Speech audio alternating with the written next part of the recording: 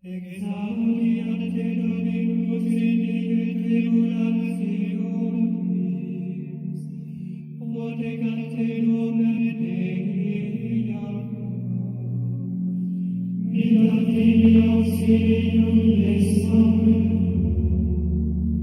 et desidum tueatur, memosit omnis sacrificii tui, et holocaustum tuum vinque tribuat tibi secundum tuum, et omne auxilium tuum confirmet. Letabitur in salutare tuum, et in nomine Dei nostri magnificabitur. Impliam Dominus omnes petitiones tuas, nunc coniovi quoniam salvum fecit Dominus Christus suum. Exaudi et illum in cielo sancto suum, in potentatibus salus exterius, in curibus et iis, nos autem in Domine Domini Dei nostri invocabimus, ipsi obligati sunt exercitem, nos audem surreximus et erectimus, Domine salvum facere, et exaudimus in die qua invocavemus te. Gloria Patri et Filii et Spiritui Sancti, sicut erat in principio et nunc et semper, et in saecula saeculorum. Amen.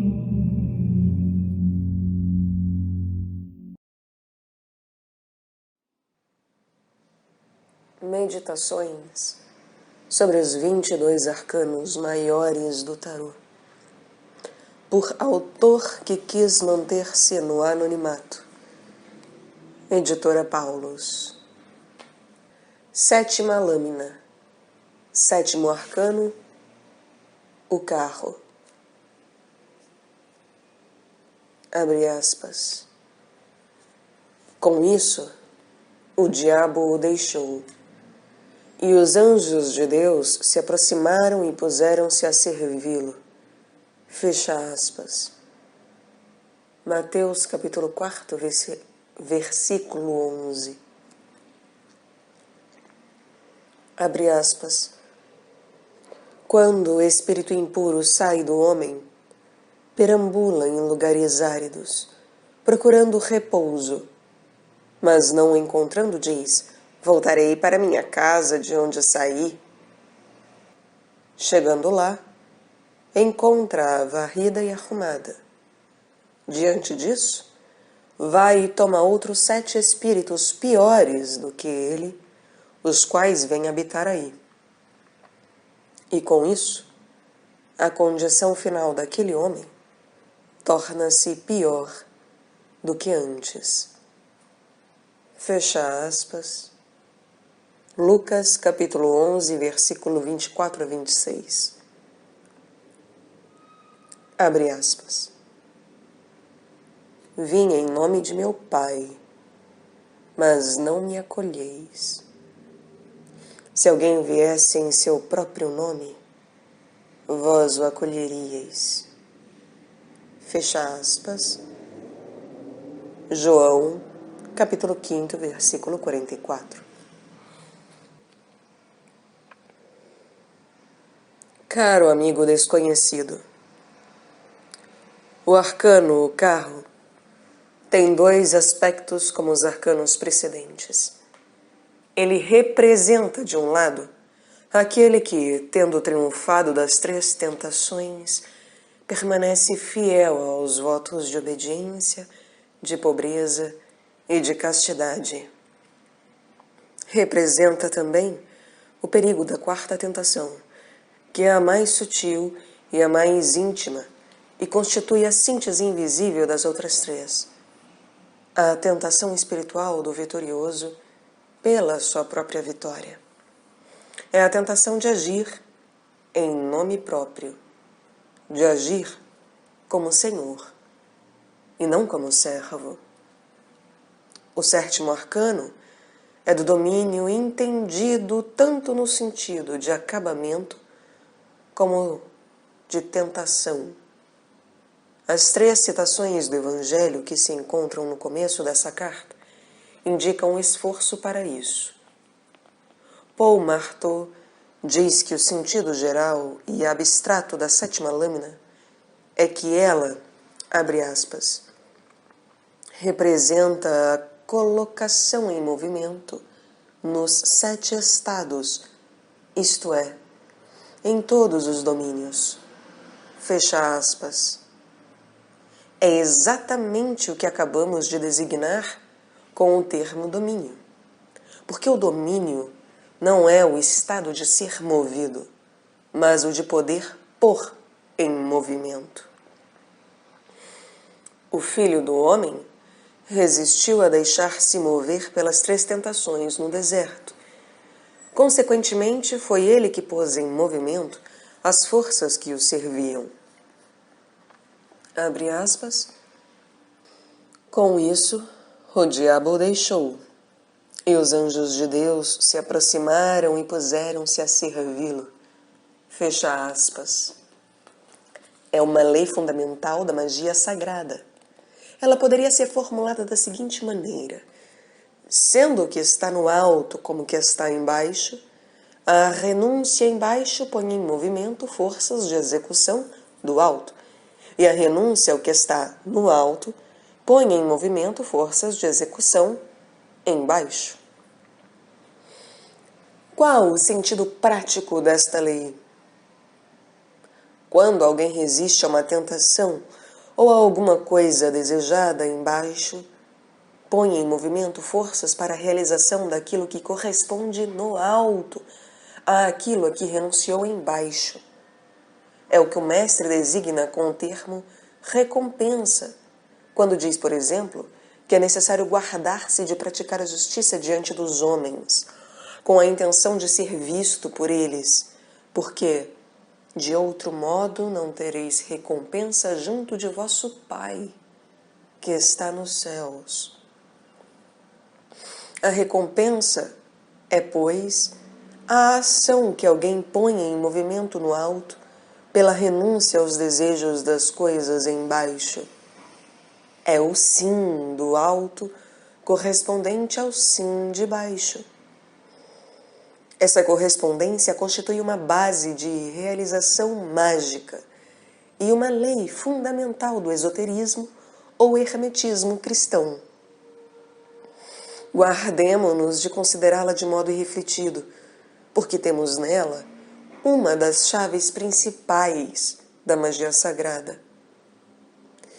Não é o desejo que traz a realização mágica, mas a renúncia ao desejo. Porque a renúncia por indiferença não tem valor moral e, portanto, nem mágico.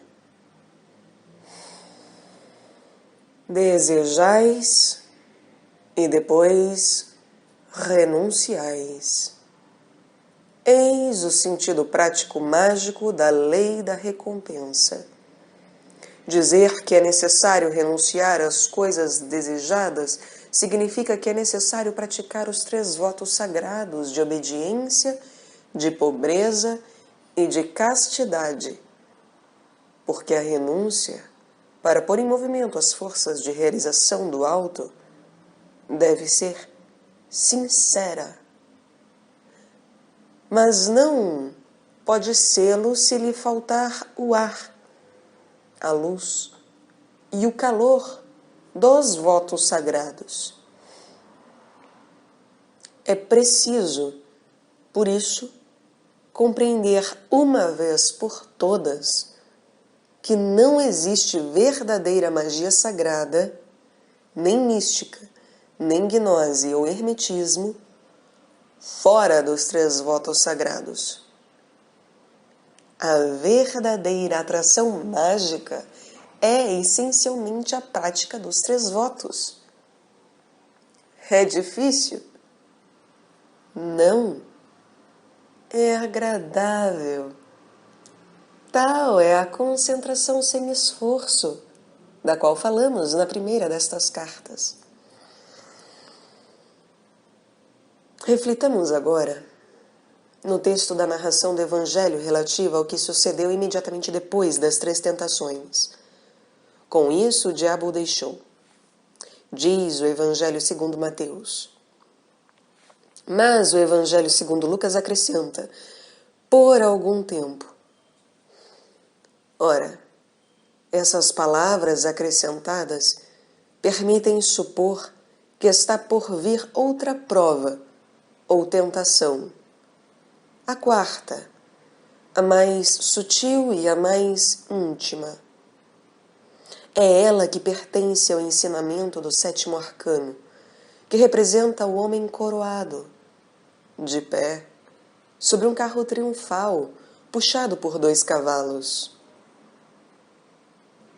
E os anjos se aproximaram, isto é, podiam aproximar-se, porque estava livre o espaço do qual eles tinham necessidade para a sua descida.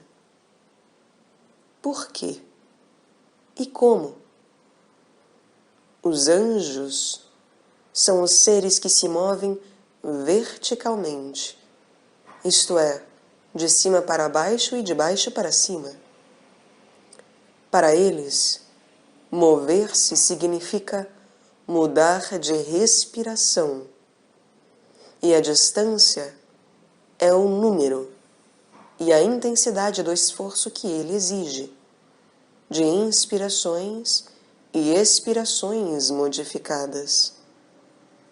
Assim, por exemplo, quando dizemos uma distância de 300 quilômetros da Terra, o anjo diria 3 modificações sucessivas da respiração normal na esfera dos anjos. Para um anjo aproximar-se, significa mudar de respiração. Não poder aproximar-se significa que a atmosfera da esfera da qual ele quer aproximar-se é tal que nela ele não pode mais respirar e que se evaporaria se entrasse naquela esfera. Eis porque os anjos não podiam aproximar-se do Filho do Homem durante o tempo em que as forças concentradas de evolução terrestre, as forças do Filho da Serpente, estavam ativas. Eles ocupavam, por assim dizer, o espaço em volta do Filho do Homem, de sorte que não podiam respirar nele e, portanto, nem entrar nele, sem se evaporarem. Mas, logo que o diabo se retirou e que a atmosfera mudou, eles puderam aproximar-se dele e o fizeram. Pode-se acrescentar, a título de corolário, que a lei da presença descrita acima nos fornece forte razão para reconhecermos a necessidade das igrejas, dos templos e dos lugares sagrados e dos lugares santos em geral. Há muitas outras razões, mas essa bastaria para defendermos os lugares sagrados. Protejamos, portanto, por nossos pensamentos, por nossas palavras e por nossos atos, as igrejas, as capelas e os templos onde Deus, com os seus servos, é suplicado, adorado, meditado e celebrado. E o serviam. O plural serviam indica que se trata de 3 anjos. A cada tentação repelida, respondia um anjo encarregado de uma missão e de um serviço especial de recompensa. Quais eram esses serviços? Ele, faminto, tinha se recusado a dar a ordem para que as pedras se transformassem em pães. Ora, foi a palavra que sai da boca de Deus, tornada pão, que o anjo da pobreza lhe serviu. Ele tinha se recusado a atirar-se do pináculo do templo, e foi o sopro da criatura do trono de Deus que o anjo da castidade lhe enviou. Ele se recusara a aceitar o papel de super-homem e de rei deste mundo pela adoração do ideal do mundo da serpente. E foi a coroa real do mundo, de Deus, que o anjo da obediência lhe acrescentou. Como os 3 magos ofereceram como presente ao menino recém-nascido ouro, incenso e mirra, os 3 anjos ofereceram como presente ao mestre, depois de seu batismo no Jordão e depois de sua confirmação no deserto, a coroa de ouro, o sopro do incenso de junto do trono de Deus e a palavra divina tornada alimento. Foi isso que aconteceu imediatamente depois das 3 tentações no deserto. Foi a reação do alto às 3 renúncias do Filho do Homem embaixo. Mas qual foi o efeito das 3 tentações vencidas, não só para o vencedor, e não só imediatamente, mas também para o mundo exterior, chamado dos 4 elementos, e na sucessão dos tempos? O efeito foi o domínio do mundo dos elementos.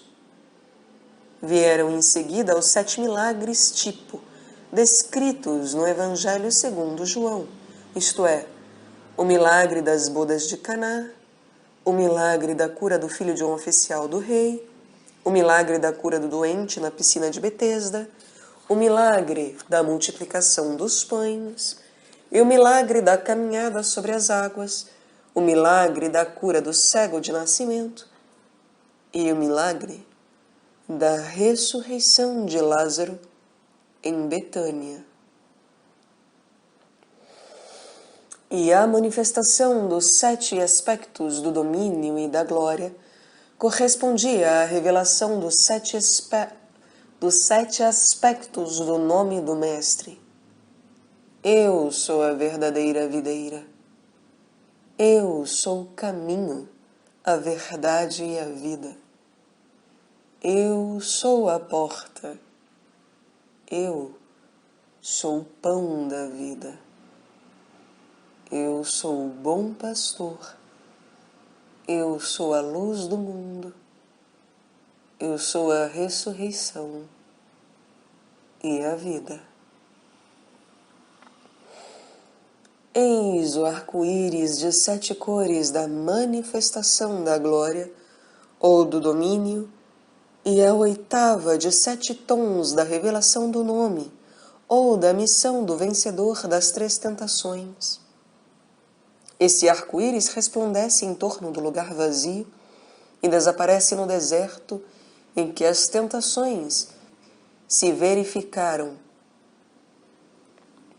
Em seu conjunto, os 7 milagres do Evangelho segundo João são a glória ou o esplendor da vitória dos 3 votos sagrados sobre as 3 tentações. Eis ao mesmo tempo um belo exemplo de matemática qualitativa. 3 do bem, quando ele prevalece sobre 3 do mal, produzem 7 do bem.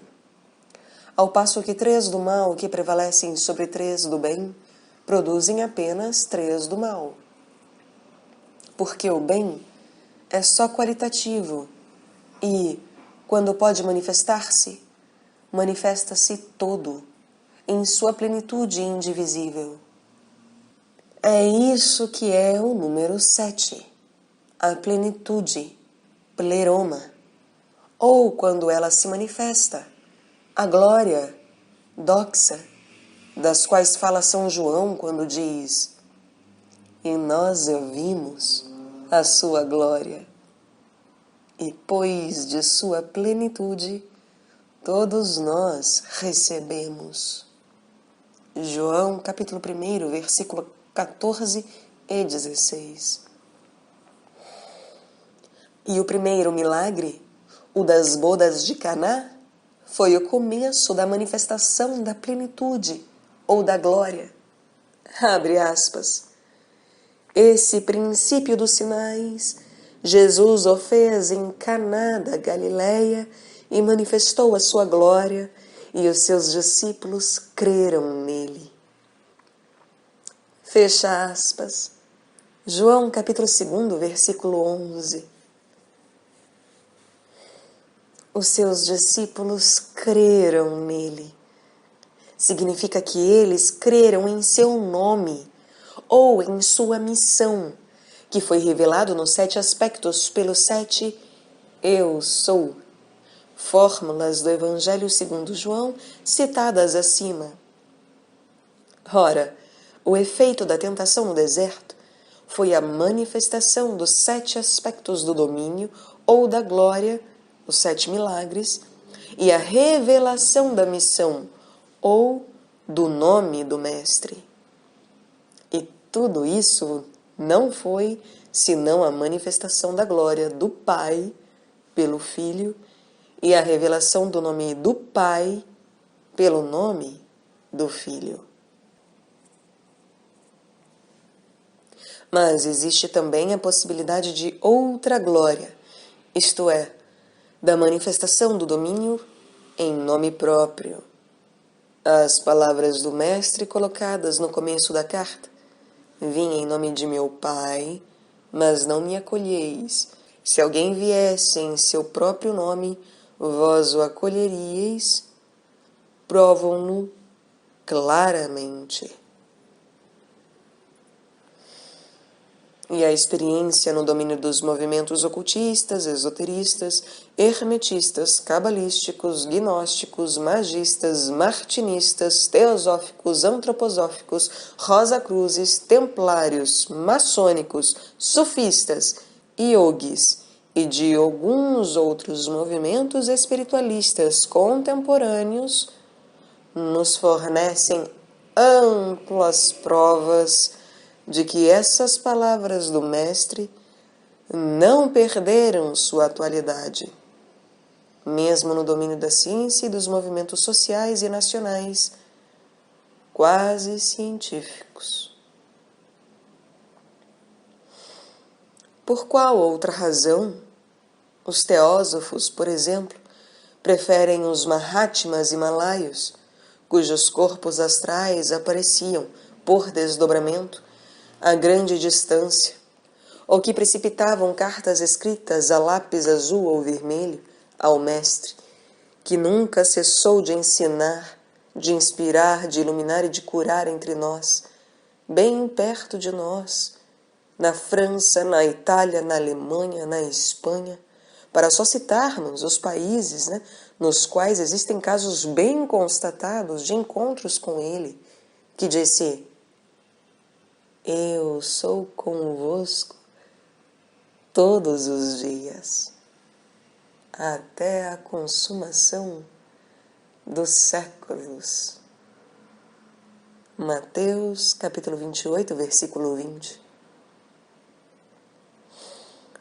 Por qual razão procura-se um guru entre os yogis hindus ou entre os lamas tibetanos, sem se empregar a metade do esforço despendido nisso para se procurar um diretor iluminado pela experiência espiritual em nossos mosteiros, nas ordens espirituais, ou entre os irmãos e as irmãs leigos que praticam a doutrina do Mestre bem perto de nós? Por que os membros das sociedades ou confrarias secretas de tipo maçônico consideram o sacramento da carne e do sangue do Senhor suficientes para a formação do homem novo? E por que procuram eles ritos especiais para supri-lo ou mesmo para substituí-lo? Sim, todas essas questões caem sob a advertência das palavras do Mestre.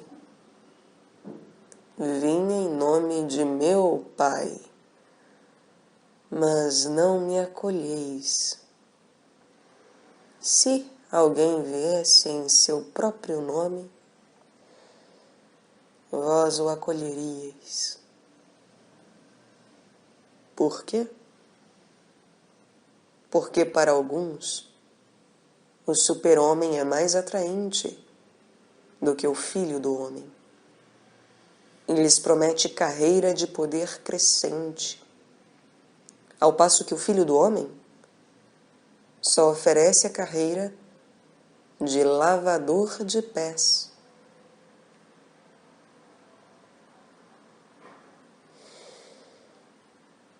Caro amigo desconhecido, não interpretes o que acabo de dizer no sentido de oposição ou de hostilidade às sociedades, irmandades e movimentos espiritualistas e iniciáticos acima citados, nem no sentido de que eu os excuse da atitude anticristã. Não me atribuas também falta de respeito aos Mahatmas e aos gurus hindus. Trata-se aqui somente da tendência puramente psicológica que notei um pouco por toda parte, a qual prefere o ideal de super-homem ao ideal do filho do homem. Acrescentemos, para sermos justos com as sociedades e irmandades mencionadas, que, se essa tendência se manifesta entre elas, ela é combatida de maneira mais ou menos efetiva, havendo sempre oposição a ela, embora muitas vezes minoritária. Seja como for, o triunfador do arcano ou carro é o triunfador das provas, isto é, das tentações.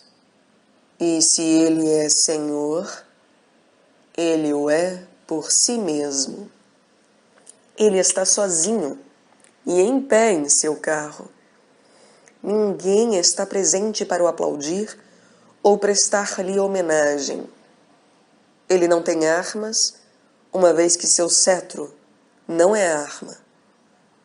Se ele é Senhor, seu domínio foi adquirido na solidão, e ele o deve somente às provas. E não a alguma coisa ou a alguém de fora. A vitória conquistada na solidão. Que glória e que perigo ao mesmo tempo. Ela é a única glória real, porque não depende dos favores nem do julgamento humano. Ela é a glória intrínseca, a irradiação real da aura tornada luminosa. E, no entanto, ela é, ao mesmo tempo, o mais real e o mais grave perigo espiritual que existe. Híbris e orgulho, nomes tradicionais dados a ela, não bastam para caracterizá-la adequadamente. O perigo é, antes, uma espécie de megalomania mística, na qual a pessoa diviniza o centro regulador de seu ser, seu ego. Vê o divino somente em si mesma e se torna cega para o divino acima dela e fora dela. Ela sente então seu si mesmo superior, como o si mesmo supremo e único do mundo. embora ele seja superior somente ao eu empírico ordinário e esteja longe de ser supremo e único. Em outros termos, esteja longe de ser Deus. Podemos agora meditar no problema da identificação do eu com o si mesmo e do si mesmo com Deus. Jung, depois de ter explicado a camada sexual ou freudiana e a da vontade de poder ou adleriana do inconsciente, isto é, da consciência latente ou oculta do ser humano, viu-se diante de uma camada espiritual, mística, gnóstica e mágica. Em lugar de recusar diante dela ou de desembaraçar-se dela com uma explicação corrosiva, teve a coragem e a honestidade de entregar-se ao estudo árduo da fenomenologia dessa camada do inconsciente. Esse trabalho foi frutuoso. Jung descobriu não somente as causas de algumas desordens psíquicas, mas também o processo profundo e íntimo que ele designou como o processo da individuação, o qual não é senão o nascimento gradual de um outro eu, que ele domina o si mesmo, superior ao eu ou ego ordinário. A descoberta do processo do segundo nascimento o fez estender consideravelmente o campo de seu trabalho exploratório, especialmente ao simbolismo, aos rituais dos mistérios e ao estudo comparado das religiões contemporâneas e antigas. Também essa ampliação de seu campo de explicação se mostrou frutuosa. Depois de 15 anos de estudo, sem contar nada a ninguém, Jung chegou afinal a essa descoberta, que teve muitas consequências, entre as quais o conhecimento e a descrição de alguns perigos ou tentações da via da iniciação e do processo de individuação correspondente a ela. Um desses perigos, que são ao mesmo tempo provações e tentações, é o que o Jung chama de inflação, e que designa o estado da consciência do eu excessivamente inchada, conhecido em psiquiatria em sua manifestação extrema, sob a denominação de megalomania. Estamos aqui diante de uma escala de fenômenos psíquicos que começa em formas relativamente inócuas, como a elevada opinião, não inteiramente justificada, que alguém tem de si mesmo, ou o desejo um tanto exagerado de seguir a própria opinião. O segundo grau é francamente perigoso quando se manifesta nele um negativismo depreciativo em relação aos outros, com as faculdades de apreciação, da gratidão e da adoração concentradas em si mesmo. O terceiro grau constitui uma catástrofe raramente remediável. Trata-se de obsessão, ilustrada por ilusões facilmente reconhecíveis como tais, ou da megalomania pura e simples. Eis, pois, os principais graus da inflação. Importância exagerada atribuída a si mesmo, complexo de superioridade de tendência obsessiva e megalomania.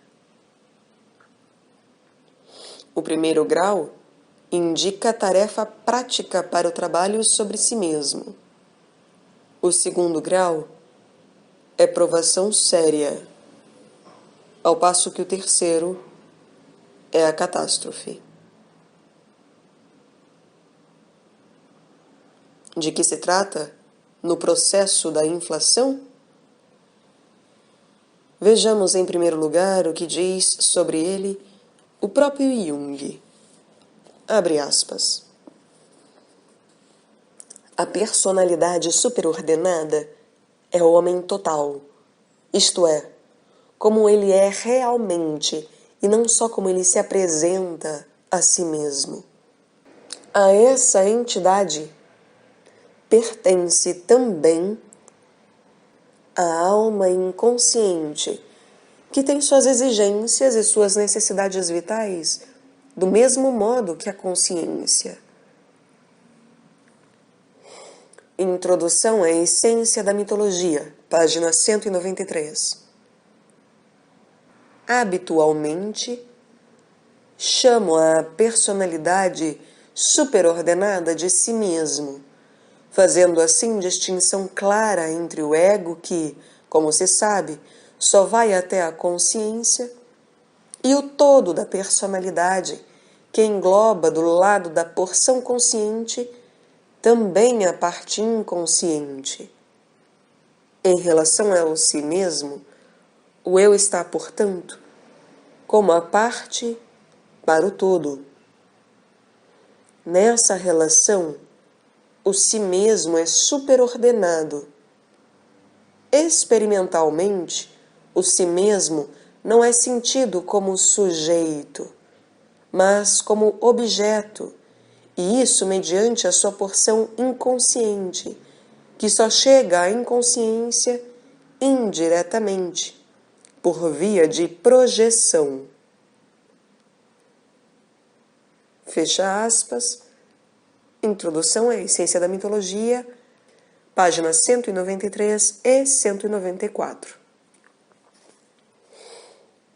Ora, essa via de projeção é o simbolismo vivo, tanto o que é tradicional como o que se manifesta nos sonhos, na imaginação ativa e nas visões. Os sonhos, quando o sonhador contempla séries com várias centenas deles, mostram que obedecem a uma espécie de plano. Eles parecem ligar-se uns aos outros e estar sujeitos, em sentido profundo, a fim comum. Abre aspas. De modo que longa série de sonhos não parece mais como sucessão puramente fortuita de acontecimentos isolados e incoerentes, e sim como processo de desenvolvimento de organização, evoluindo por etapas metódicas. Designei esse fenômeno inconsciente que se exprime espontaneamente no simbolismo de longas séries de sonhos com o termo processo de individuação.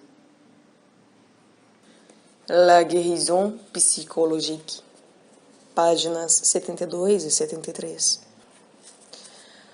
O processo de individuação é a realização espontânea do homem total, porque daqui para frente a fórmula válida para a noção de alma é psique, a consciência do ego, ou inconsciente. Quanto ao papel do inconsciente nesta fórmula, deve-se levar em conta, antes de tudo, abre aspas, que em toda criança a consciência cresce no espaço de alguns anos a partir do inconsciente, que a consciência é, a cada vez, somente um estado temporário que repousa numa performance fisiológica e que é regularmente interrompido por fases de inconsciência, isto é, de sono, e que, afinal, é a psique inconsciente que não só abrange a maior duração da existência, mas também que assegura a continuidade do ser. Fecha aspas. La guérison psychologique, página 25. Ora, o processo de individuação é o da harmonização da consciência, do eu com o inconsciente, da psique, mas, abre aspas, A consciência e o inconsciente não se sintetizam num todo quando um é oprimido e prejudicado pelo outro. Fecha aspas. Trata-se da harmonização realizável somente por meio da recentragem da personalidade, isto é, do nascimento de novo centro na personalidade, o qual participe também da natureza da consciência do eu, como da do inconsciente. Em outros termos, do centro no qual o inconsciente esteja perpetuamente se transformando em consciência. Eis a meta do processo de individuação, que é ao mesmo tempo um estádio da iniciação. O processo de individuação se opera, como dissemos, mediante o estabelecimento de colaboração entre o inconsciente e a consciência. E é no domínio dos símbolos que essa colaboração se verifica e, consequentemente, ela pode começar. No processo de individuação, encontra-se, ou melhor, despertam-se, símbolos forças, que Jung, considerando seu caráter típico, designou pelo nome de arquétipos. Abre aspas. Nunca se deveria esquecer que o arquétipo é um órgão psíquico presente em cada um. Uma explicação má equivale a uma atitude hostil a este órgão, o que provoca uma lesão. Mas aquele que, afinal, sofre com isso é o mau intérprete.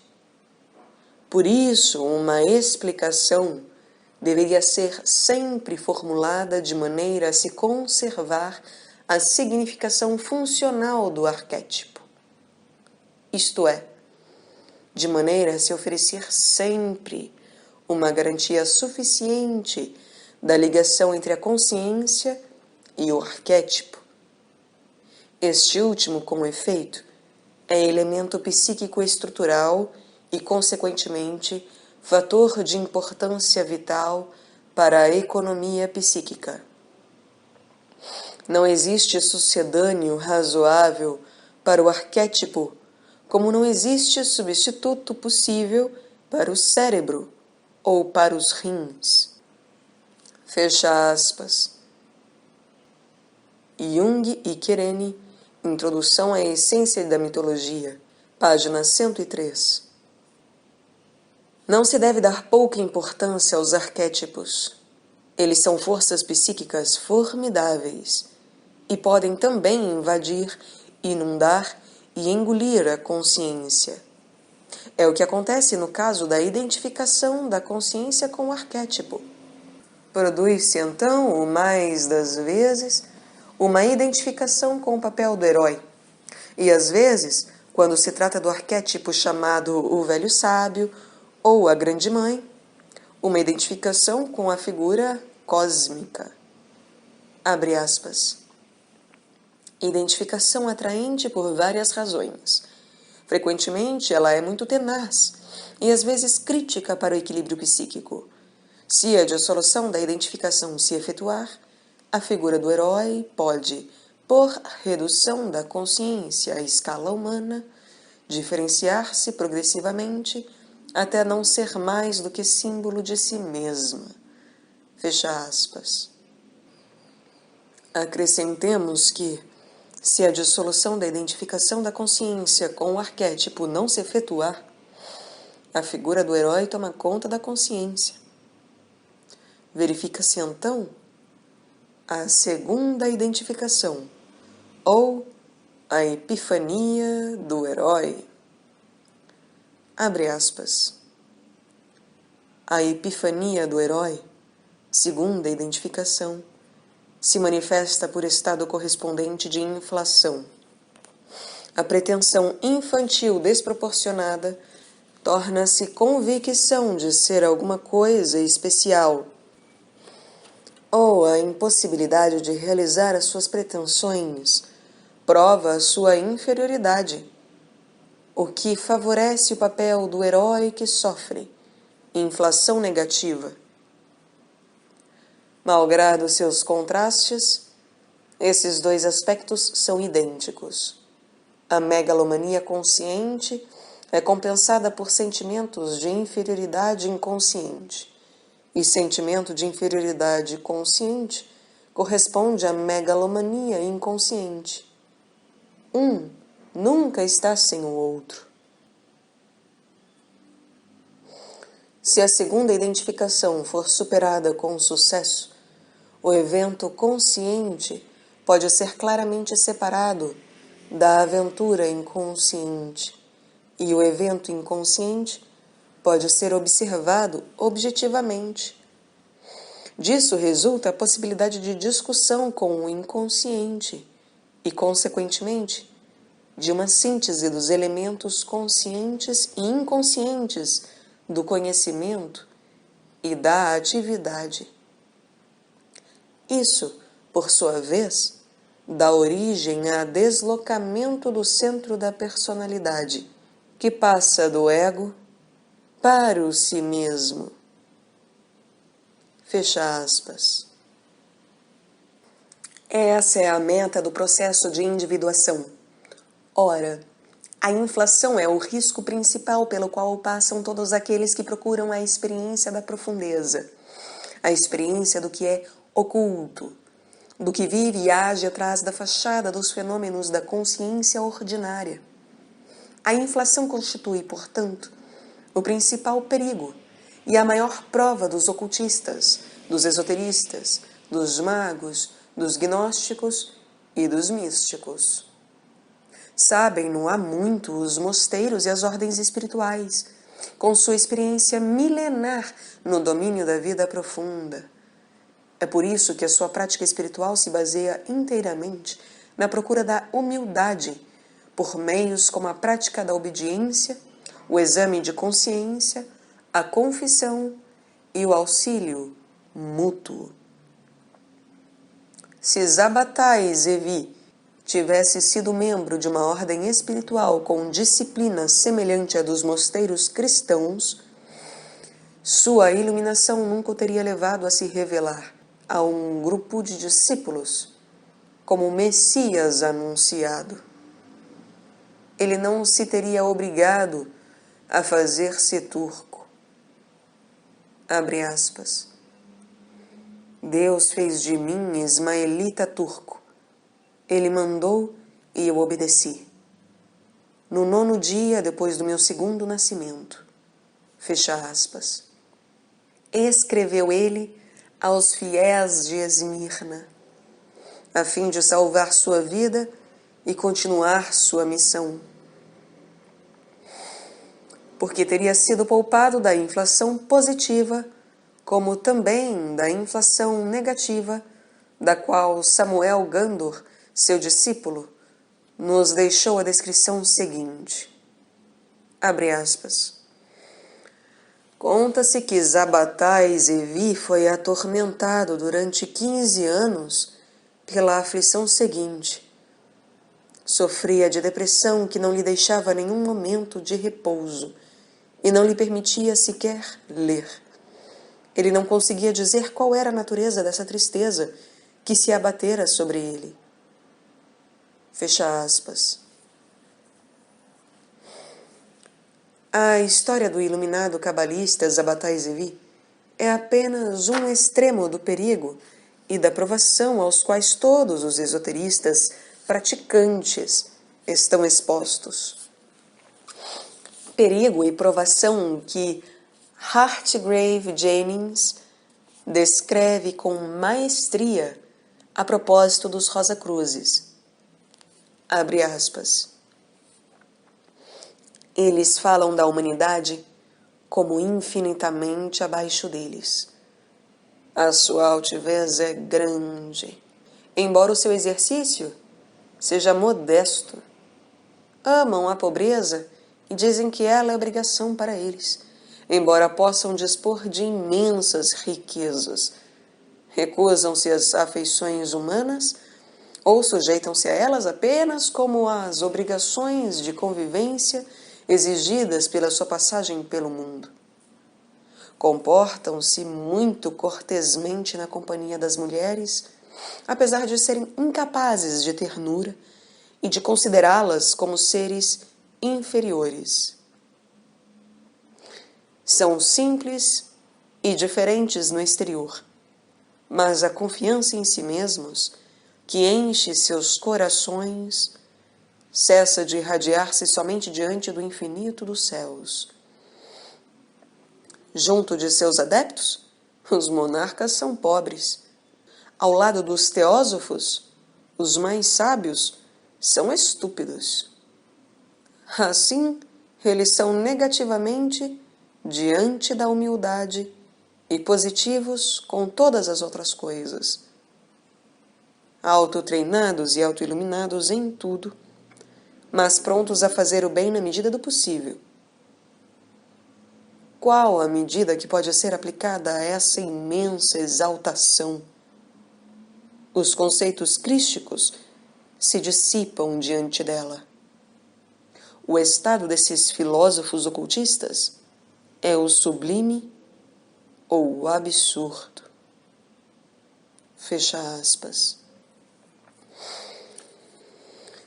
Digamos que é tanto sublime quanto absurdo, porque a inflação é sempre sublime e absurda ao mesmo tempo. Eis o que a esse respeito diz Eliphas Levi. Abre aspas. Sim, existe uma ciência que confere ao homem prerrogativas aparentemente sobre-humanas. Ei-las como as encontrei enumeradas num mal hebraico do século XVI. Aleph. Ele vê Deus face a face sem morrer e conversa familiarmente com os 7 gênios que comandam toda a milícia celeste. Bet. Ele está acima de todas as aflições e de todos os temores. Gimel. Ele reina em todo o céu e se faz servir por todo o inferno. Dalet. Ele dispõe de sua saúde e de sua vida, e pode também dispor da dos outros. Re. Ele não pode ser surpreendido pelo infortúnio, nem abatido pela desgraça, nem vencido pelos inimigos. Vav. Ele sabe a razão do passado, do presente e do futuro. Zain. Ele tem o segredo da ressurreição dos mortos e a chave da imortalidade. Etc. Fecha aspas. Trata-se de programa ou de experiência vivida? Se de experiência, ela é a da inflação levada muito longe. Se de programa, aquele que trabalhar seriamente para realizá-lo torna-se-á presa tanto da inflação positiva, complexo de superioridade, como da inflação negativa, complexo de inferioridade. Seja como for, a experiência ou o programa do escrito hebraico do século XVI, citado por Eliphas Levi, tem singular semelhança com a experiência de Constance, descrita por ele mesmo em seu livro Wisdom, Madness and Folly, The Philosophy of a Lunatic.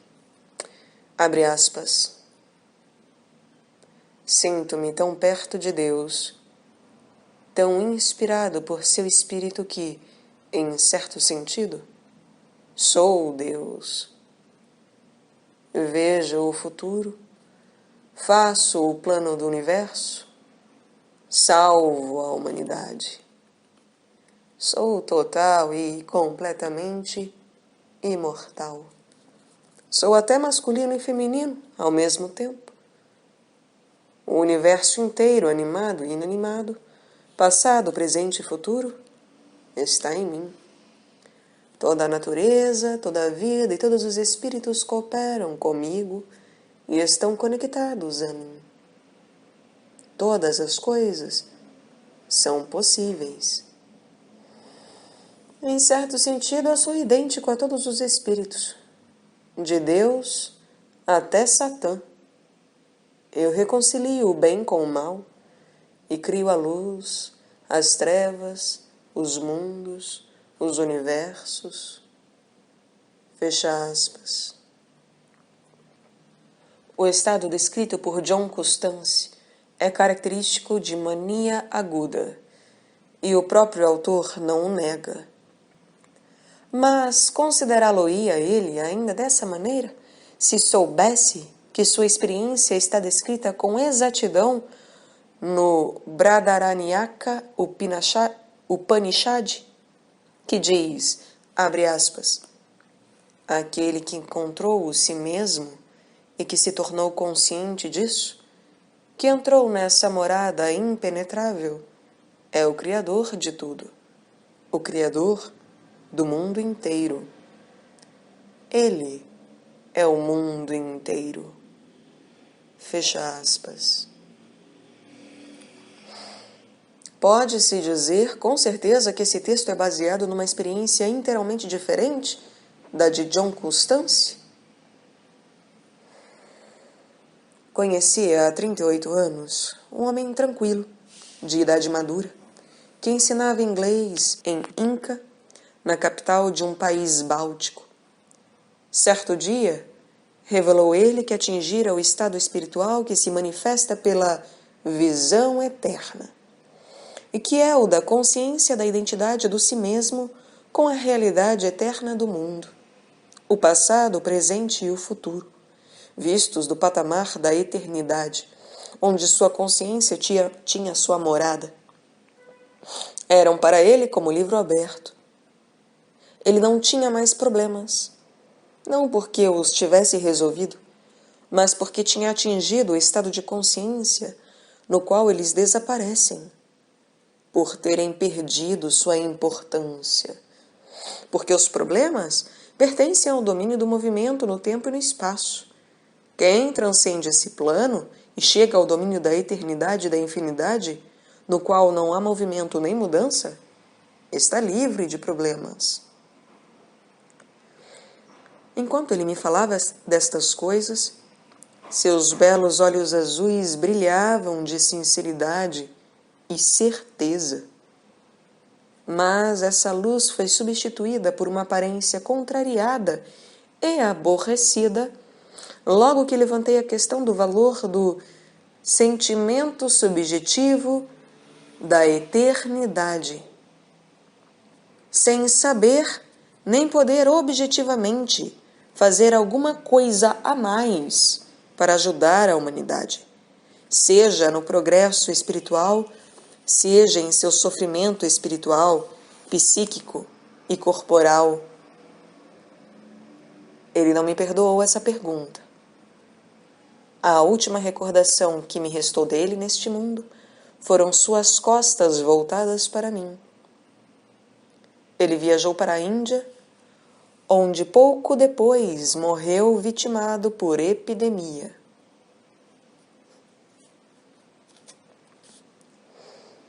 Se narro este episódio de minha vida, caro amigo desconhecido, é para indicar-te quando e como o importante problema das formas e dos perigos da megalomania espiritual se apresentou a mim pela primeira vez. A megalomania espiritual é antiga como o mundo. A sua origem, segundo a tradição milenar, concernente à queda de Lúcifer, se encontra acima do mundo terrestre. O profeta Ezequiel a descreve de modo impressionante. Abre aspas. Tu eras um modelo de perfeição, cheio de sabedoria, de beleza perfeita. Estavas no Éden, jardim de Deus. Engalanavas-te com toda sorte de pedras preciosas, rubi, topázio, diamante, crisólito, cornalina, jaspe, lazulita, turquesa, berilo. De ouro eram feitos os teus pingentes e as tuas lantejoulas. Todas essas coisas foram preparadas nos dias em que foste criado. Fiz de ti o querubim protetor de asas abertas. Estavas no Monte Santo de Deus e movias-te por entre pedras de fogo. O teu coração se exaltou com tua beleza. Perverteste a tua sabedoria por causa do teu esplendor.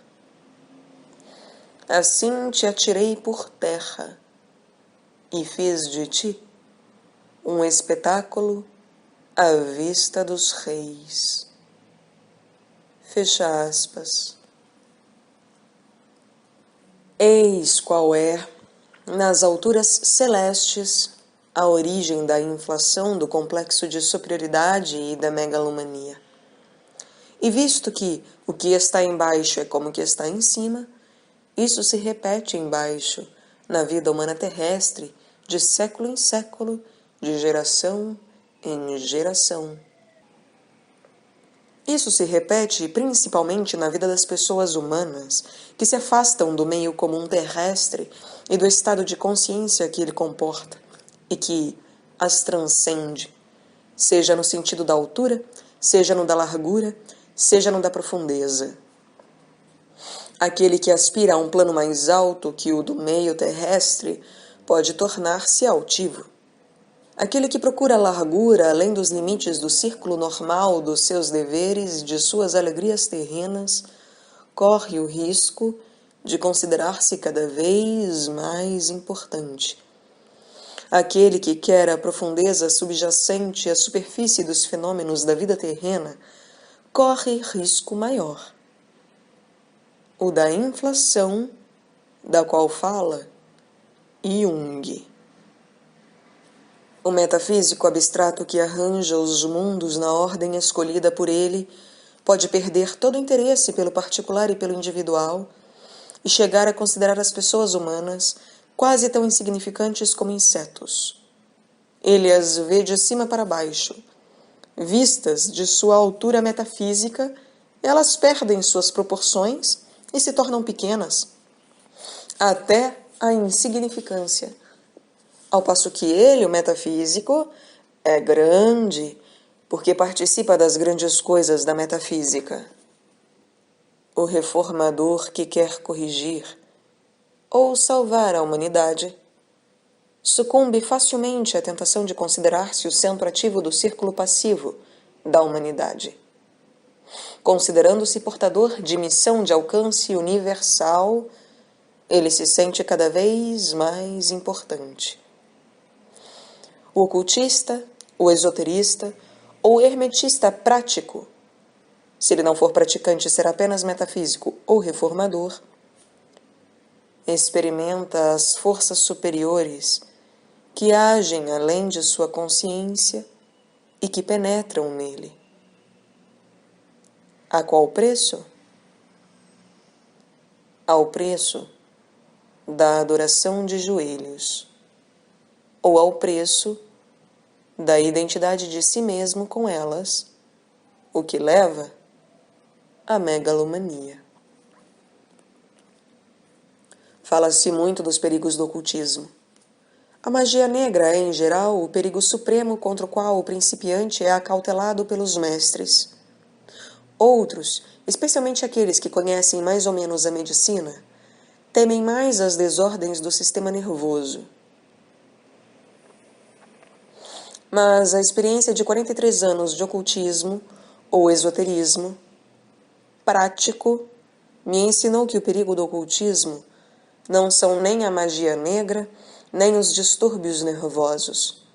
Pelo menos esses perigos não se encontram mais entre os ocultistas do que entre os políticos, os artistas, os psicólogos, os crentes e os agnósticos. Entre os ocultistas que conheço, eu não poderia citar nenhum mago negro.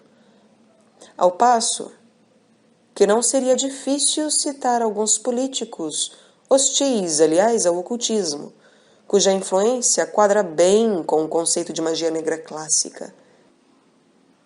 Com efeito, seria difícil citar políticos que exerceram influência sugestiva, funesta, sobre as massas populares, cegando-as e excitando-as a práticas de atos de crueldade, de injustiça e de violência dos quais os indivíduos isoladamente seriam incapazes?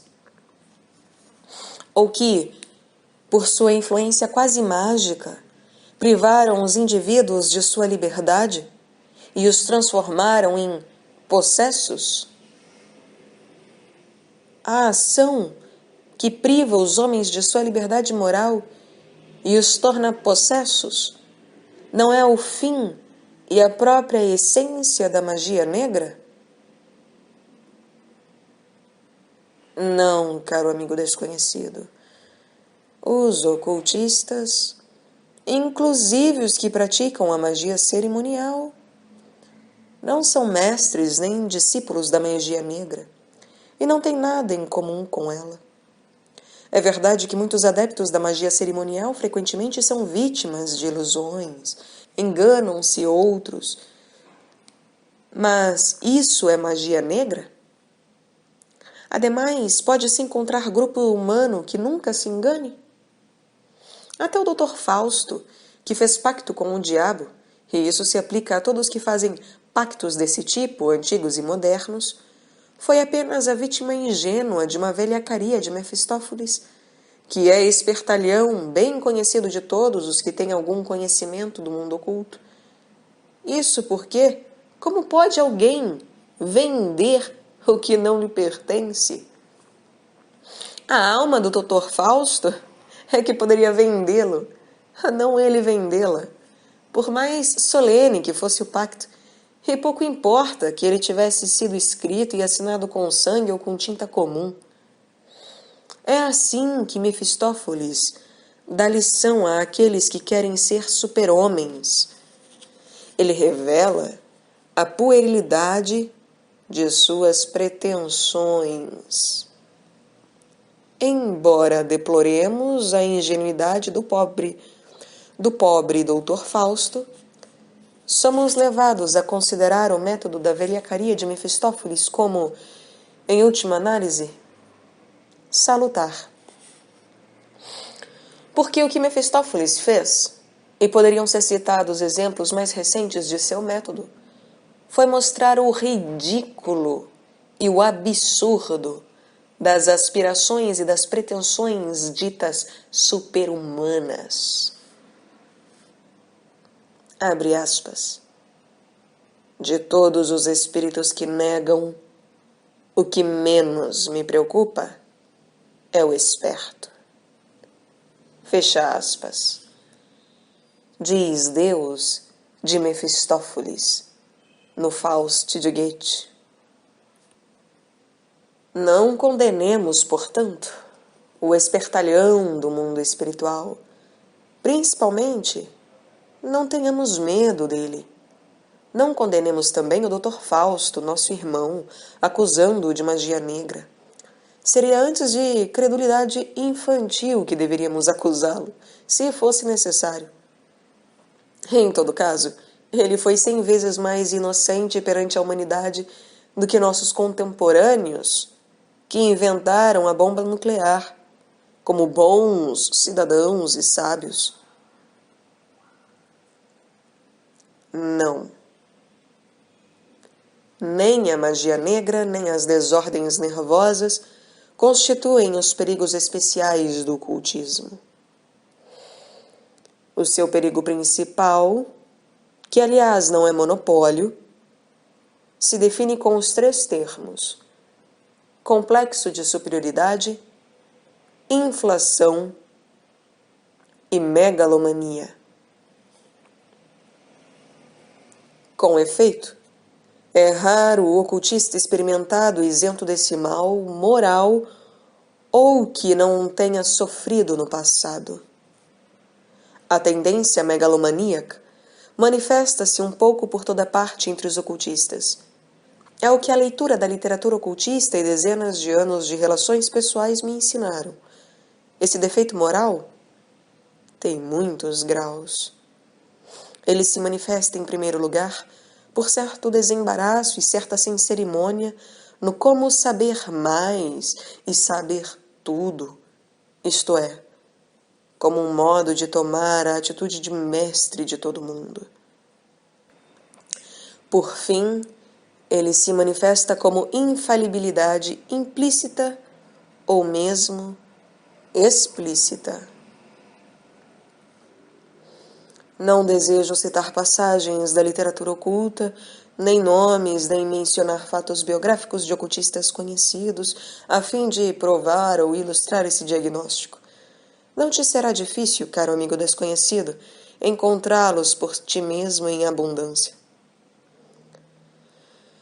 A minha intenção aqui é rejeitar as falsas acusações levantadas contra o ocultismo e mostrar o verdadeiro perigo que ele comporta. Que é, pois, necessário fazer contra esse perigo, a fim de se conservar a saúde moral? A antiga sentença, ora e labora, contém a única resposta. A adoração e o trabalho constituem o único remédio que conheço, tanto profilático quanto curativo, contra as ilusões megalomaníacas. Devemos adorar o que está em cima de nós e participar do esforço humano no domínio dos fatos objetivos, para podermos escapar das ilusões a respeito do que somos e do que podemos. Porque quem sabe elevar sua prece e sua meditação ao nível da adoração pura, estará sempre consciente da distância que separa e une ao mesmo tempo o adorador do adorado. Assim, ele não será tentado a adorar a si mesmo, o que, em última análise, é a raiz da megalomania. Ele terá sempre em vista a diferença entre si e o adorado, e não confundirá o que ele é com o que é o ser adorado. Por outro lado, aquele que trabalha, isto é, que toma parte no esforço humano para a obtenção de resultados objetivos e verificáveis, não se iludirá facilmente a respeito do que pode. Por exemplo, um médico inclinado a superestimar seu poder de curar aprenderá logo, com a experiência dos malogros, a conhecer seus reais limites. Jacob Boehme, ou Jacob Boehme, era sapateiro e iluminado. Se ele teve a experiência da iluminação, abre aspas, foi-me aberta a porta, de modo que em 1/4 de hora vi e fiquei sabendo mais do que se tivesse frequentado a universidade por muitos anos. Fecha aspas. Escreve ele na carta ao alfandegário Lindner, na qual diz que, abre aspas, viu e compreendeu o ser de todos os seres, o fundamento e o abismo. Fecha aspas. Não concluiu que, enquanto sapateiro, pudesse mais daí por diante do que seus colegas de profissão, ou mais do que ele mesmo podia antes da iluminação. Por outro lado, a sua iluminação lhe ensinou a grandeza de Deus e do mundo. Abre aspas. Do que muito me admirei, não sabendo como me acontecera aquilo, e meu coração se pôs a louvar a Deus. Fecha aspas. E o encheu de adoração. Foram, pois, o trabalho profissional e a adoração de Deus que protegeram a saúde moral de Jacob Böhme. A minha experiência no domínio do esoterismo me mostrou que o que foi salutar no caso de Böhme o é também para todos aqueles que aspiram às experiências supersensoriais. A adoração e o trabalho, ora e labora, constituem, pois, a condição sine qua non do esoterismo prático para manter sob controle a tendência para a megalomania. Todavia, para se obter a imunidade contra essa enfermidade, é preciso mais ainda. É preciso ter a experiência do encontro concreto com algum ser superior. Por encontro concreto, entendo não o sentimento do si mesmo superior, nem o sentimento mais ou menos vago da presença de um ser superior, nem mesmo a experiência da onda de inspiração que nos enche de vida e luz. Não. O que entendo por encontro concreto é o encontro verdadeiro e verdadeiramente concreto, isto é, face a face. Ele pode ser espiritual, o face a face na visão, ou fisicamente concreto. Assim, Santa Teresa de Ávila, para citarmos só um exemplo, encontrava o Mestre, conversava com ele, pedia e recebia dele conselhos e instruções no plano espiritual objetivo. Sim, a espiritualidade não é exclusivamente subjetiva. Ela pode ser também objetiva. Assim ainda Papi e os grupos de seus amigos ocultistas encontrou Monsieur Philippe de Lyon no plano físico.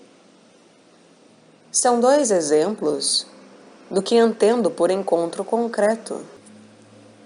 Ora, aquele que teve a experiência do encontro concreto com o ser superior, um justo, um santo, um anjo ou outro ser hierárquico, a Santíssima Virgem, o Mestre, torna-se imunizado contra a tendência para a megalomania.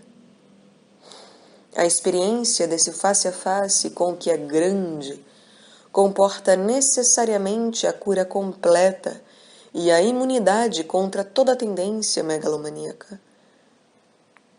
Jamais um ser humano que viu e ouviu poderá fazer de si mesmo um ídolo.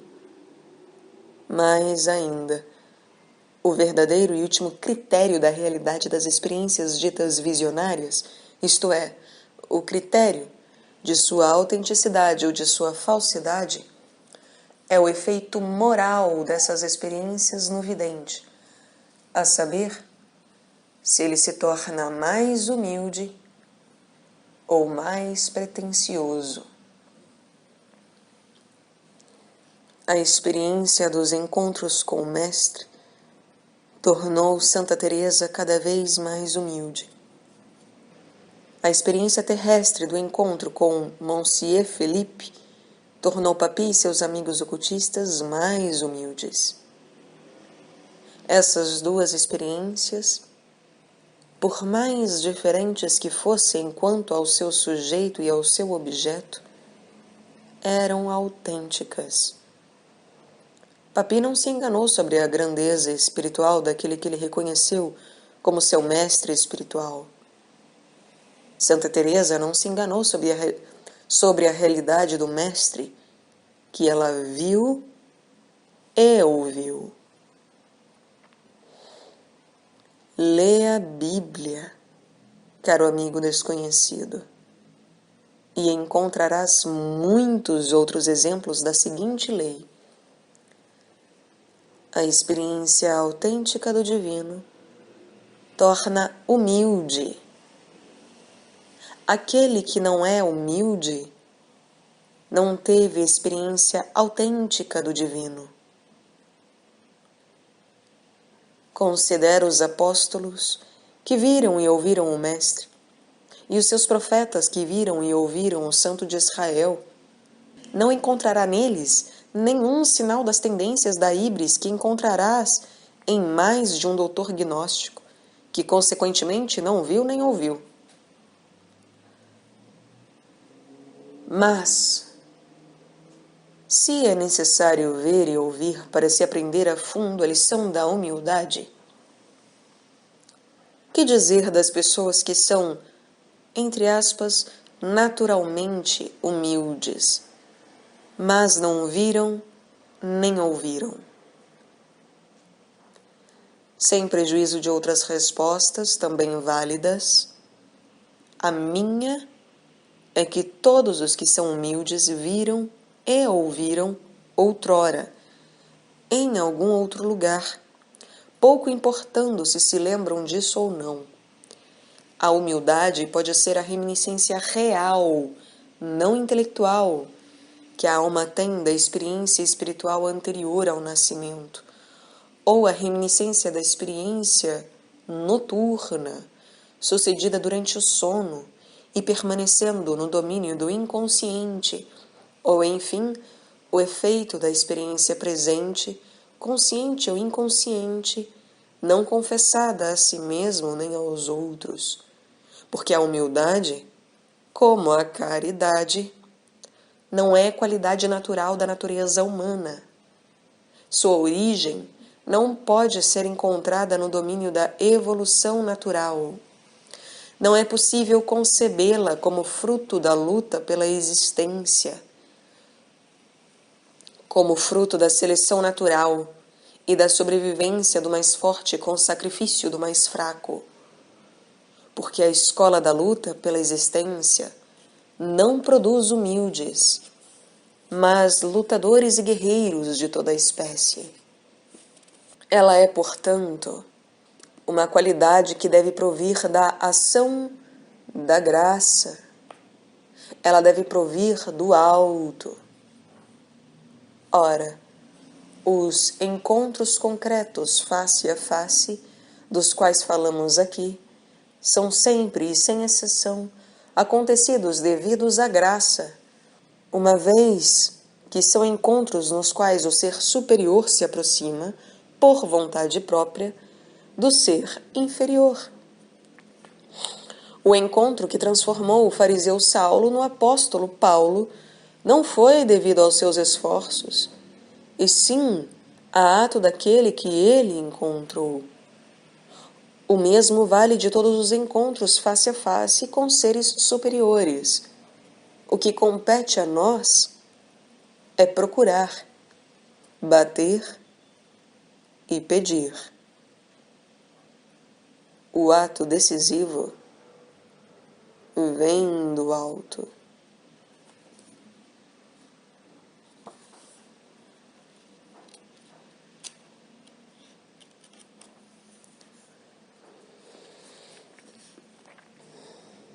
Voltemos agora ao arcano o carro, cujo sentido tradicional é vitória, triunfo, sucesso. Abre aspas. Esse sentido, diz Maxwell, decorre naturalmente da postura da personagem, e isso não traz nenhuma dificuldade. Fecha aspas. Existe, não obstante, uma dificuldade. A lâmina é uma advertência ou um ideal? Ou as duas coisas? Inclino-me a ver em todos os arcanos do tarô, simultaneamente, advertências e fins a atingir. Pelo menos é o que me ensinaram 40 anos de estudo e meditação sobre o tarô. Assim, o mago é uma advertência contra a habilidade intelectual do metafísico, esquecido da experiência, e contra os charlatães de toda sorte. Ele ensina, ao mesmo tempo, a concentração sem esforço e o uso do método da analogia. A papisa nos adverte para os perigos do gnosticismo, ensinando-nos a disciplina da gnose verdadeira. A imperatriz evoca os perigos do mediunismo e do magismo, revelando-nos os mistérios da magia sagrada. O imperador nos põe em guarda contra a vontade de poder e nos ensina o poder da cruz. O Papa nos oferece a visão do personalismo humanista e do pentagrama mágico, no qual ele culmina, impondo a ele mesmo a santa obediência e a magia das 5 chagas. Os amantes nos acautelam contra as 3 tentações e nos ensinam os 3 votos sagrados. O carro, enfim, nos adverte para o perigo da megalomania e nos ensina o triunfo verdadeiro, levado ao seu termo pelo si mesmo. O verdadeiro triunfo levado ao seu termo pelo si mesmo é o sucesso do processo de individuação, segundo Jung, ou o sucesso da obra da liberdade verdadeira, que é o fruto da catarsis, ou purificação, e que preludia o fótimos, ou iluminação, seguida da renosis, ou união, segundo a tradição iniciática ocidental. O triunfador do carro pode designar, portanto, seja alguém que sofre de megalomania, seja alguém que passou pela catarsis ou purificação, a primeira das 3 etapas da via da iniciação. A tese que proponho é que a lâmina do 7º arcano tem, como as outras, esses 2 sentidos. A personagem da 7ª lâmina significa, ao mesmo tempo, o triunfador e o triunfador, com T maiúsculo. O megalomaníaco e o homem íntegro, senhor de si mesmo. Quem é esse homem íntegro, senhor de si mesmo e vencedor das provas? É aquele que vence as 4 tentações, isto é, as 3 tentações no deserto, descritas pelo Evangelho, e a tentação da híbris, que as sintetiza e que está no centro do triângulo das tentações. Assim, ele é o senhor dos 4 elementos que compõem o veículo de seu ser: o fogo, o ar, a água e a terra. Senhor dos 4 elementos, isto é, ser criativo no pensamento, claro, fluido e preciso, sendo a criatividade, a clareza, a fluidez e a precisão as manifestações dos 4 elementos no domínio do pensamento. Isso quer ainda dizer que ele tem coração caloroso, largo, terno e fiel. Sendo o calor, a largueza, a sensibilidade e a fidelidade as manifestações dos 4 elementos no domínio do sentimento. Significa, enfim, que existe ardor, homem do desejo, amplidão, flexibilidade e estabilidade na vontade, na qual os 4 elementos se manifestam como intensidade, largueza, adaptabilidade e firmeza. Resumindo, pode-se dizer que o senhor dos 4 elementos é o homem de iniciativa, sereno, versátil e firme.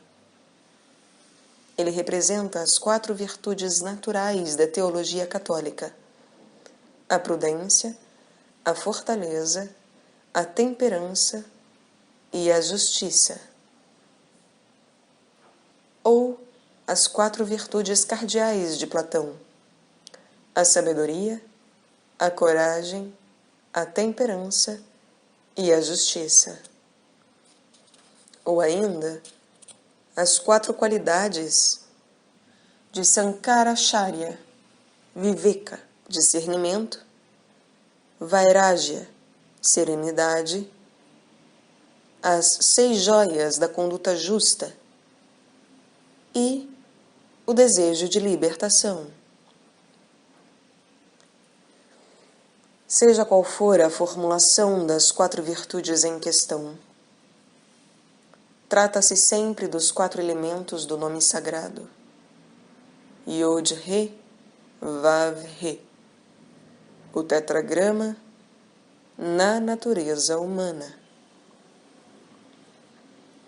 As 4 colunas que sustentam o dossel sobre o carro puxado por 2 cavalos, da lâmina do 7º arcano, significam, portanto, os 4 elementos tomados no sentido vertical, isto é, no sentido analógico através dos 3 mundos, espiritual, psíquico e físico. E o dossel sustentado pelas 4 colunas, que significa ele?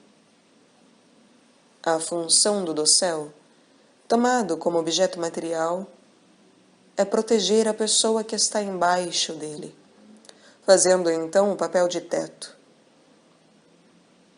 Tomando no seu sentido espiritual, atingido pela via da analogia, o dossel por cima do homem, com coroa real amarela na cabeça, exprime 2 coisas contrárias: que o homem coroado é megalomaníaco, num estado de esplêndida isolação e separado do céu pelo dossel, e que o homem coroado é iniciado no mistério da saúde espiritual, mas que não se identifica com o céu, uma vez que tem consciência da diferença entre seu eu e o que está acima dele. Em outras palavras, o dossel significa os fatos e as verdades subjacentes, tanto à megalomania como à humanidade. A humildade, sendo a lei da saúde espiritual, implica a consciência da diferença e da distância entre o centro da consciência humana e o centro da consciência divina. Existe uma pele, ou um dossel, se preferirdes, em sua consciência, a qual, como a pele do corpo humano, separa o humano do divino e, ao mesmo tempo, os une. Essa pele espiritual protege a saúde espiritual do homem, não permitindo identificar-se ontologicamente com Deus, ou dizer, eu sou Deus. Embora lhe permita a relação da respiração, as aproximações e os discernimentos, que nunca são alienações, e que juntos constituem a vida do amor. A vida do amor consiste em aproximações e distanciamentos, tendo sempre presente a consciência da não-identidade. Ela é análoga ao processo de respiração, que consiste em inspirações e expirações. Não se encontra ela perfeitamente expressa no trecho do Salmo 43, que é a 6ª frase da missa? Envia tua luz e tua verdade. Elas me guiarão, levando-me à tua montanha sagrada, aos teus tabernáculos. Sim, a luz da tua presença, a aproximação e a verdade que jorra sobre mim por reflexão, distanciamento, nos conduzem para os tabernáculos. Os tabernáculos não se trata de tendas, de baldaquinos, de dosséis sob os quais o humano se une no amor ao divino, sem se identificar com ele, nem ser absorvido por ele. Não são feitos esses tabernáculos da pele da humildade, a única que nos protege contra o perigo de matarmos o amor pela identificação ontológica, isto é, pela identificação do ser humano com o divino? Essa alma é Deus, a consciência é Deus, e que assim nos afasta do perigo da megalomania espiritual, que se arroga o ser de Deus em lugar de sua imagem? Existem 3 formas de experiência mística: a experiência da união com a natureza, a da união com o si mesmo transcendente humano e o da união com Deus. A primeira forma de experiência consiste em se obliterar a diferenciação entre a vida psíquica individual e a natureza circundante. É o que Levi-Brill chama de participação mística. Noção essa que ele forjou quando estudava a psicologia dos primitivos. Mas também na consciência dita mitógena, que é a fonte dos mitos naturais, bem como no desejo ardente de união com a natureza dos poetas e dos filósofos. Empédocles se precipitou no vulcão Etna para unir-se com os elementos da natureza. O efeito de peiote, do mescal, do haxixe, do álcool, etc., pode produzir, às vezes, não sempre, nem em todos, estados de consciência análogos ao da participação mística. O traço característico dessa forma de experiência é a embriaguez, isto é, a fusão do eu com as forças exteriores à consciência do eu. As origens dionisíacas da antiguidade baseavam-se na experiência da embriaguez sagrada, devida à obliteração da diferenciação entre o eu e o não-eu. A segunda forma de experiência mística é a do eu transcendente ou do si mesmo. Ela consiste na separação do eu ordinário empírico de um eu superior que está acima de tudo que se move e de tudo que pertence ao domínio do espaço e do tempo. O eu superior é experimentado, portanto, como imortal e livre. Se a mística da natureza se caracteriza pela embriaguez, a do si mesmo tem como traço característico a dissipação progressiva da embriaguez até chegar à sobriedade completa. A filosofia baseada na experiência mística do si mesmo, que a apresenta da maneira mais pura e menos desfigurada pela adição de especulação intelectual arrojada, é a da escola indiana de Sankhya. Nela, o Purusha individual é experimentado em sua separação da Prakriti, isto é, do conjunto do movimento, espaço e tempo, como imortal e livre. Embora a mesma experiência se encontre no fundo do Vedanta, os vedantinos não se contentam com a experiência imediata que ensina que o verdadeiro eu do homem é imortal e livre, mas acrescentam a isso o postulado de que esse eu superior é Deus. Esta alma individual é o absoluto. O Sankhya, ao contrário, permanece nos limites da experiência do eu superior como tal, e não nega a pluralidade dos Purushas, isto é, a pluralidade dos egos superiores, imortais e livres. Ele não eleva o Purusha individual à dignidade do absoluto, o que lhe valeu ser visto como ateu. Ele o é. Se se entendesse por ateu, a confissão franca "não tive experiência de alguma coisa superior ao ego imortal e livre.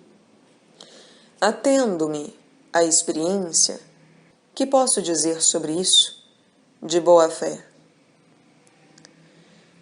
O Sankhya não é uma religião, e por isso não merece mais do que, por exemplo, a escola de psicologia moderna de Jung ser classificado como ateu. Mas, por outro lado, pode ser considerado como prova de crença em Deus a atribuição da dignidade do absoluto ao eu superior do homem? A terceira forma de experiência mística, o termo místico usado aqui compreende a experiência mística como tal e a experiência gnóstica como unidade. É a do Deus vivo, do Deus de Abraão, de Isaac e de Jacó da tradição judaico-cristã, do Deus de Santo Agostinho, de São Francisco, de Santa Teresa e de São João da Cruz da tradição cristã, e do Deus da Bhagavad Gita, de Ramanuja, de Madhva e de Caitanya, da tradição hindu. Aqui se trata da união com Deus no amor, a qual implica a dualidade substancial em acordo essencial. Essa experiência tem como traço característico principal a síntese da embriaguez da mística da natureza e da sobriedade da mística do eu superior. O termo forjado pela tradição para exprimir o estado no qual o entusiasmo ardente e a paz profunda se manifestam simultaneamente é a beatitude, ou visão beatífica. A visão beatífica implica a dualidade do vidente e do visto, de um lado e de outro, a sua união ou seu acordo intrínseco no amor. Por isso, esse termo exprime de maneira admiravelmente clara e precisa a essência da experiência mística teísta, o encontro da alma com Deus, face a face, no amor.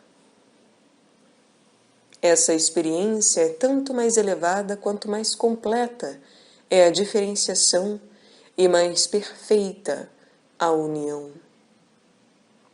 Por isso, a Santa Cabalá põe no centro da experiência espiritual o rosto sagrado do antigo dos dias e ensina que a experiência suprema do ser humano, bem como a mais alta forma de morte de um mortal, é atingida quando Deus abraça a alma humana. Abre aspas. Quando Abraão, nosso pai, compreendeu e considerou, examinou, aprofundou, entendeu, esculpiu, gravou e compôs tudo isso, o Senhor do Universo, bendito seja o seu nome, se manifestou a ele, tomou-o sobre seus joelhos, abraçou a sua cabeça e o chamou de seu amigo. Fecha aspas. Diz Sefer Yetzirah, capítulo 15. E São João da Cruz só usa a linguagem do amor quando fala de suas experiências da presença divina nos tabernáculos do amor. As três formas de experiência mística têm suas leis de higiene, os seus tabernáculos e suas peles. Elas caem sob a lei da temperança ou da medida. Em outras palavras, a raiva da mania aguda, a megalomania e a alienação completa do mundo, idiotia, ameaçam respectivamente seus adeptos. A couraça, o dossel ou a coroa são os três símbolos da medida salutar nos domínios da experiência da mística, da natureza, da mística humana e da mística divina. Ora, o triunfador do sétimo arcano, usa uma couraça, está sob o dossel e está coroado.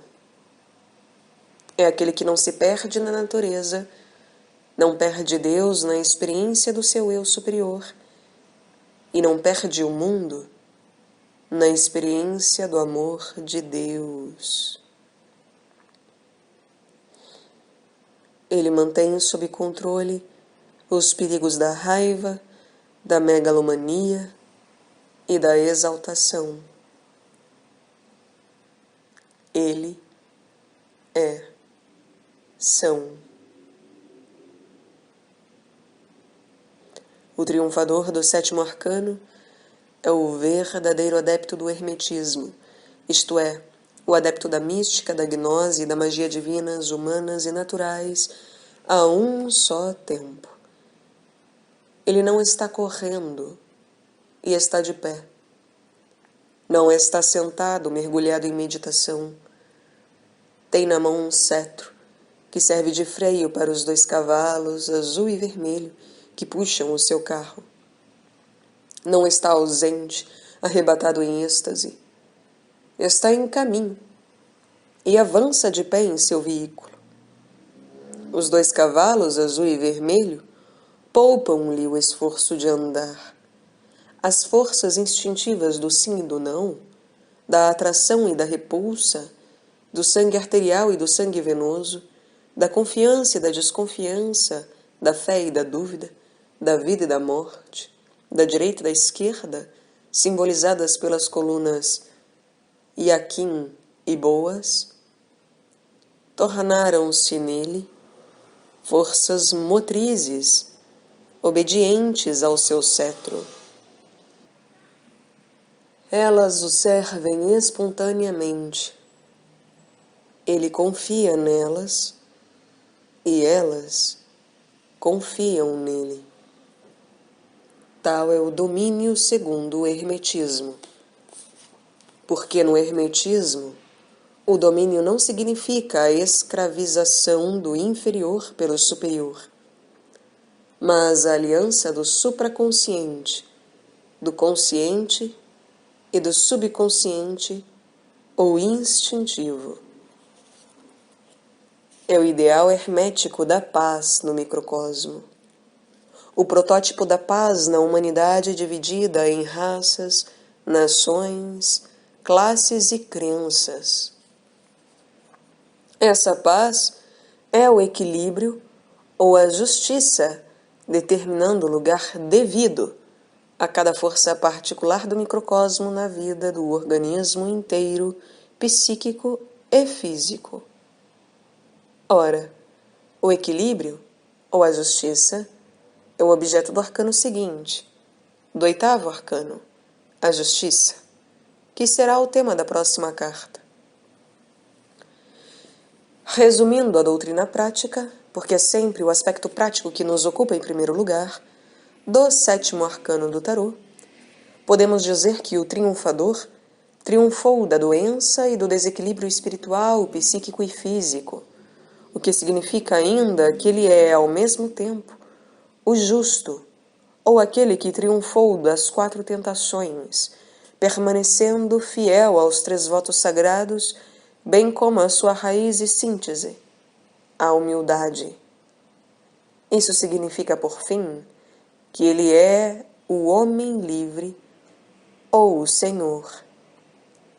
Ele é livre das influências dos planetas astrológicos, redescobertos em nossos dias por Jung, na forma do inconsciente coletivo, com suas 7 forças principais, psíquicas ou arquetípicas.